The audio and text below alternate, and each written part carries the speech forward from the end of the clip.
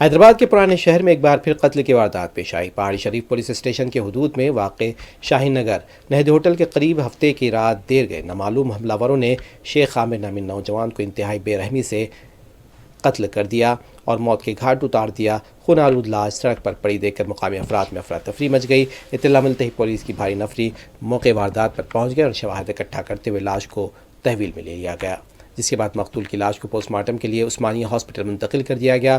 Police نے اس دل دہلا دینے والے واقعے کے سلسلے میں مقدمہ درج کر لیا ہے، تحقیقات شروع کر دی گئی ہے۔ ابتدائی جانچ میں پرانی دشمنی یا سابقہ رنجش کو قتل کی ممکنہ وجہ قرار دیا جا رہا ہے۔ ذرائع کے مطابق شیخ عامر گزشتہ سال جنوری میں مبارک نامی نوجوان کے قتل کیس میں ملوث تھا، جس کے بعد اس کے خلاف راؤڈی شیٹ بھی کھولی گئی تھی۔